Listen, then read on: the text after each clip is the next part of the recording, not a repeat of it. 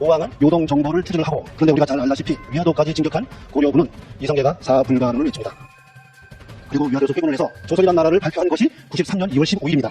그럼 이제부터 이성계가 위화도를 회군한 그 위화도에 대해서 한번 탐색을 해보겠습니다. 지금 우리가 아는 위화도는 우리가 교과서에서도 눈에 나와 있는 지도입니다. 지금의 압록강 가운데에 하중도라고 해가지고 모래가 쌓여서 이루어진 땅이 있습니다. 그거를 우리는 위화도라고 합니다. 그러면 여기 어떻게 생겼을까요? 현재를 한번 가보겠습니다.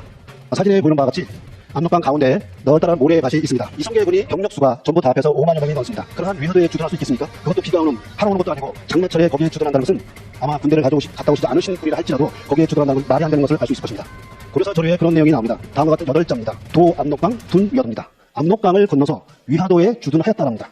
여러분, 지금 지도에 보이시는 바와 같이 압록강을 건너갔다는 얘기는 압록강 전체를 건너갔다는 것이 의미하는 것입니다. 지금 저 지도에서 보이는 것은 도가 아니라 들어갈 입 압록강이 되는 것입니다. 압록강으로 들어가는 것이지 압록강을 건너간 것이 아닙니다. 위화도는 더 확실하게 조선왕조실록에 알려준 내용이 있습니다.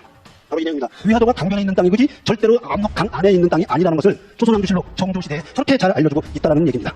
우리는 이렇게 알고 있는 선입견을 깨야만 위화도를 볼 수가 있습니다. 섬이라는 게 도대체 뭐지? 여러분, 우리가 섬 그러면 바닷물이 사면으로 돌려져 있는 곳을 생각하고 있습니다. 그런데 여러분, 섬은 바다만 있는 것이 아니고 육지에도 엄청나게 많습니다. 뒤에 보는 지도는 명나라 때 바닷가를 다스리기 위한 해방지도인 주제도표를 그렸는데 거기에 요동도라는 지도입니다.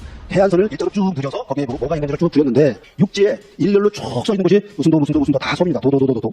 그러면 저 명나라의 지도를 그린 사람은 바보 멍충이라서 육지에다가 저 많은 섬을 표시해놨을까요? 그것은 아니라는 얘기입니다. 섬이라는 것은 바닷가에 휘어지고 굽어져서 들어간 곳, 그 망곡을 섬이라고 한다. 사방이 물로 가려져 있는 것도 섬이지만 삼면이 물로 가려진 것도 섬이라는 얘기입니다. 한 곳만 육지로 연결되어 있고 나머지 삼면이 바다로 둘러싸인 곳, 한반도라고 하지 않습니까? 한반도도 큰 의미의 섬인 것입니다. 그러면 이제까지 압록강 안에 있는 위화도가 가짜라는 것을 알았습니다. 그렇다면 우리가 알고 있는 위화도가 왜 그 모양 그 꼴인지를 한번 파악해봐야 할 필요도 있습니다. 이것을 일제가 우리나라를 병합하고 나서 어떻게 만들었나 보겠습니다. 이렇게 썼습니다. 좌우군이 압록강을 건너 위화도 가로치고 평안북도 의주군 강중에 주둔했다. 여러분, 사료집을 엮을 때 누가 감히 원 자료에 없는 말들을 집어넣었습니까? 왜 없는 평안북도 의주군에 있는 강 가운데 있다는 말을 왜 누가 멋대로 위화도에다가 표시를 하느냐 말입니다. 일제가 만든 반도 사관이라는 것이 바로 저런 식으로 음흉하게 자의적이고 왜곡시켜서 저렇게 인용을 했던 것입니다. 일본 학자들은 만주와 조선에 대한 역사 지리를 전부 연구를 합니다. 그래서 지도책을 만들어놨습니다. 부도를 만들어놨습니다. 1913년에 일본 학자 스다소게치가 그린 위화도 지도입니다. 그것이 지금 우리가 알고 있는 우리의 역사 지리입니다.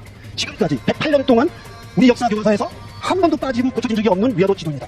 뭐가 차이가 있나요? 다 그대로 표시되어 있죠. 일제 학자가 반도상을 만들 때 만든 그 지도를 가지고 지금까지도 저기가 위화도가 맞다. 그것이 100년도 넘고 내후년이면 110년이 되고 있습니다. 그럼 이제부터 진짜를 좀 찾아 나서야겠습니다.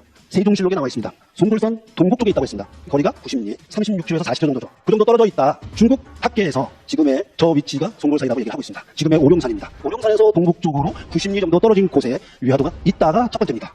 이제 우리가 알고자 하는 위화도의 범위가 훨씬 좁혀졌습니다. 압록강을 막 건너 만성에 이르면 강줄기가 셋으로 나뉜다. 그 가운데 있는 섬이 위화도라고 얘기했습니다. 붉은색으로 원을 표시한 그곳이 위화도입니다. 현장을 가봤습니다. 제가 설명드린 위화도를 추적해 보니까 5만 명의 병력뿐만 아니라 50만 명의 병력도 주둔하기에 충분한 땅입니다.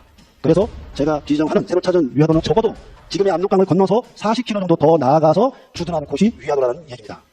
자, 여러분, 이 위화도는 왜 중요할까요? 우리 국경사에서 위화도가 어디냐에 따라서 국경의 선이 달라지는 것입니다. 그런데 우리는 그동안 위화도를 잘못 알고 그렇게 위화도를 믿어왔던 것입니다.